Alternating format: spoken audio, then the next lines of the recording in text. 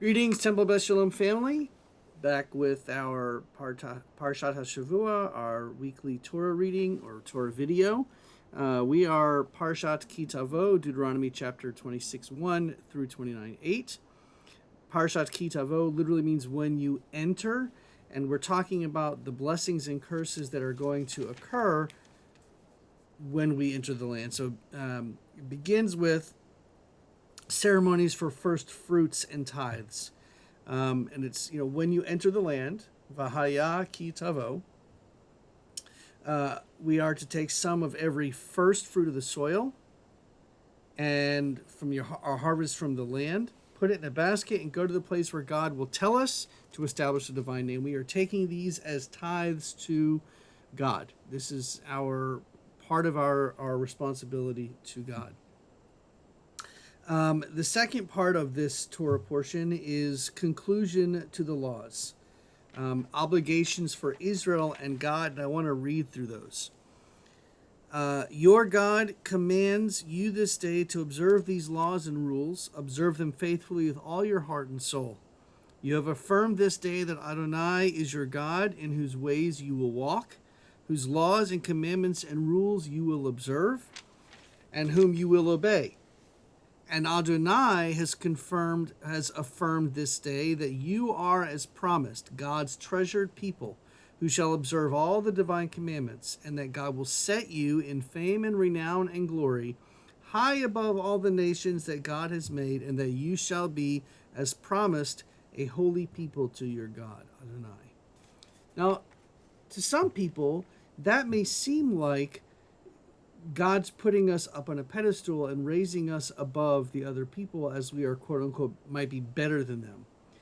I have a difficulty with that. I don't see it that way. I see it as rather God is raising us up so that we can show the rest of the world the right, quote unquote, ethical ways to behave. Not because we're better than them, but because God has given us these commandments and we are to share them with everybody else.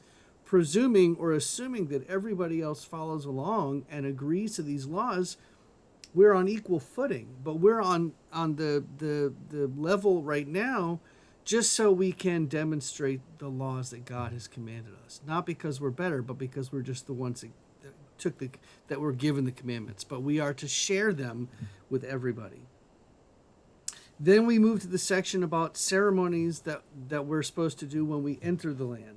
We're to erect inscribed stones and a stone altar at Mount Eval, where there's a call for us to obey the covenant at Moab. And there's proclamations on Mount Gerizim and Mount Eval, blessings and curses that are being given to us as we go into the land. And this is a very interesting section. And I want to go to those. To that, because it lists, all of the things that are going to be said. Cursed be anyone who makes a sculptured or molten image. Cursed be the one who insults father or mother. Cursed be the one who moves a neighbor's landmark, and so on and so forth, all the way down to the last one. Cursed be whoever will not uphold the terms of this teaching and observe them. And all the people then respond by saying, Amen, or we agree. And then the next section is all the blessings. And the blessings take up, blessings are 14 verses and the curses are much, much longer. It's a reminder that it doesn't mean that the curses are stronger, but there's a lot more things that we are required to not do. And so that's really important. Just an example of some of the curses. Well, I'll start with some of the blessings first.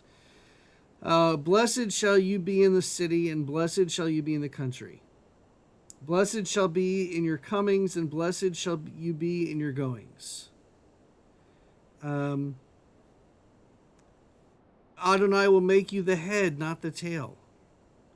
We will always be at the top and never at the bottom. But if we don't obey the commandments, here are the curses.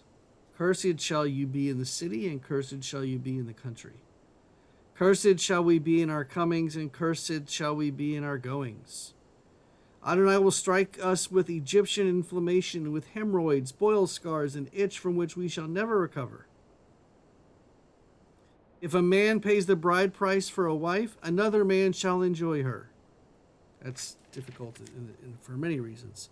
But lots and lots of curses like that. So clearly, it's important for us to do our best to follow the laws, the commandments. And even the ones that we have difficulty with, it's important for us to try to do them. Even if we don't understand, try to understand the ones that are ethical laws, for sure. And then the last verse.